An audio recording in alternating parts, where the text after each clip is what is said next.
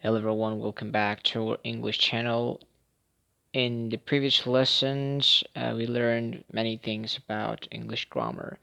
In today's video, we will learn two very important words in English, can and could. We use these words to talk about our abilities or someone else's abilities. So, as you can see, we use can to talk about present ability or abilities, and we use could to talk about past ability or abilities. So, let's let me start explaining everything about can first. We use can when we talk about abilities in the present. Okay, so we can say can talks about present ability.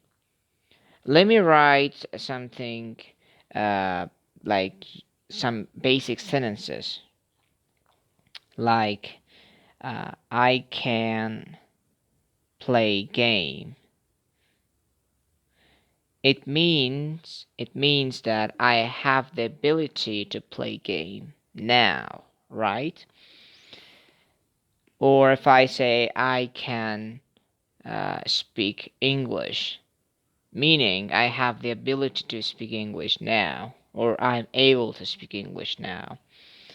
So, as we studied in the previous video, subject pronouns are I, we, you, they, he, she, it. So for all subject pronouns we can use can, right? Like I can, we can, you can, they can, he can, she can, it can, right? Then we have to use a verb, right? What should we use? A verb. We studied verbs, right? We should use the real form of the verb, the base form. Then we should use object. We also studied object, right? And a full stop at the end. So based on this structure, I'm gonna write sentences for all of you. This is the positive structure. Sentence number one. I can.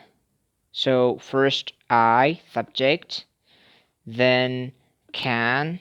Here we have then a verb like speak, then object or an object like English. I can speak English. I'm able to speak English. I have the ability to speak English. So we have subject, we have can, then we have verb, then we have object, right? So let me write another sentence, right, using this structure. Let's write for they. They can cook rice. So we have subject, verb, and object. For now, if you ask me what is the analysis of can in these sentences, think of this also a verb, right? Can also functions as a verb, but it is somehow a different verb that we will study in the future, right? For now, just think can shows present ability.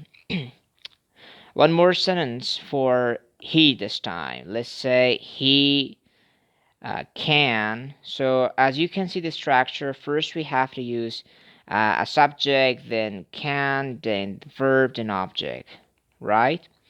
Like he can, let's say he can read books. We have subject, verb, and here we have object. Okay, the basic idea about can is to talk about present ability, right? And this is the positive structure for writing sentences about can, right? Or for can. So now let's go and talk about could. Could is the opposite of can. it talks about past ability, something that you were able to do that in the past, or you had the ability to do that in the past, not right now. So if you say I can play game, it means you have the ability to do that right now. But if you say I could play game, it means you were able to do that in the past. You had the ability to play game in the past, but right now, due to some problems or issues that you have, you cannot play game, right? Okay, so let me just write a sentence, then we will go with the structure. So this sentence here might be, I could play game. It means that I had the ability to play game in the past. Okay, so the structures are totally the same, just we need some changes, right? Like we just changed can into could, right? So this is the structure from the can. What we are going to do here is to erase can and write could. The same structure is true for could. So if you want to write a positive sentence for could, you have to use subject pronouns first, or a subject like a name. Then you should use could, then the real form of the verb, then an object for the writing a basic sentence. Okay, let me go with sentence number one. Let me write for named here, like Max. This is a subject, right? First of all, we need to use a subject. Max could. Max could speak French. Okay, so we have verb, we have object. In this sentence, Max could speak French means Max was able to speak French. Max had the ability to speak French in the past. Right now, he cannot speak French for some problems. I'm not sure what, but for any problem it can be. Another sentence here, let me write for she this time. She could not. Uh, she could not clean the room. Okay, let's first analyze subject. I'm sorry. Let me just write the positive sentence. She could clean the room, right? So we have subject, verb, and object here, right? Okay, she could clean the room means she was able to clean the room. She had the ability to clean the room. Okay, so this is a basic idea about can and could. Okay, in the next lesson, we will mostly focus on writing negative and question, or in other words, interrogative sentences for can and could. Okay, so let me just tell you some hints at the end. These hints are very important, or key points. Never use uh, any other types of verbs at the end of after can. Like, let me just make it clear. So if you have a sentence like I can, or you can, they can, you should not say speaks. This is wrong. You should not say speaking or right. This is wrong. To speak. Wrong again. Okay, so when you use can, try to use the real form. This is called real form. What? Real. This is called the real form.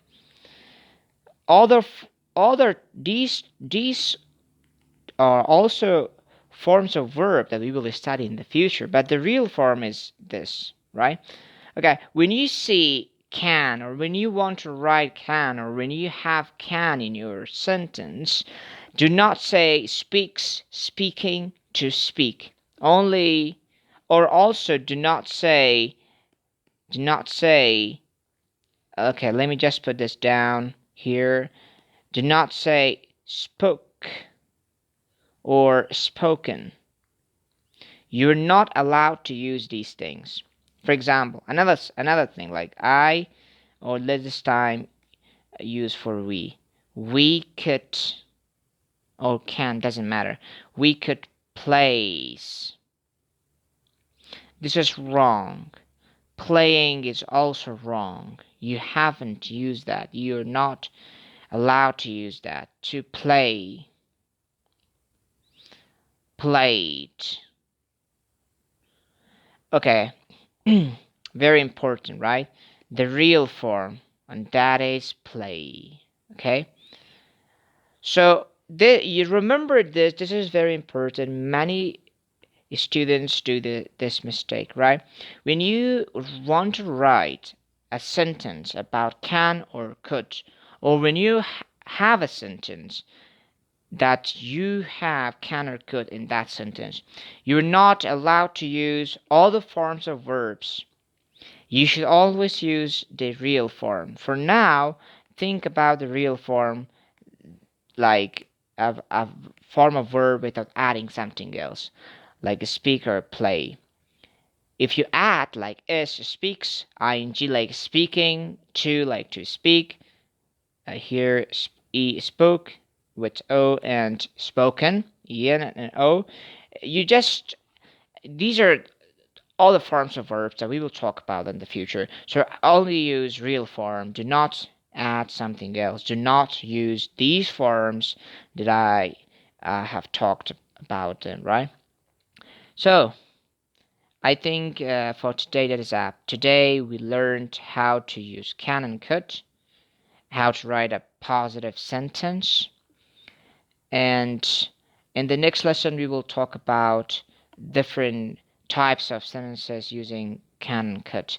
Thank you for watching. In the next lesson we will continue learning more useful structure in English grammar, specifically in can and could. So thank you everybody. Goodbye.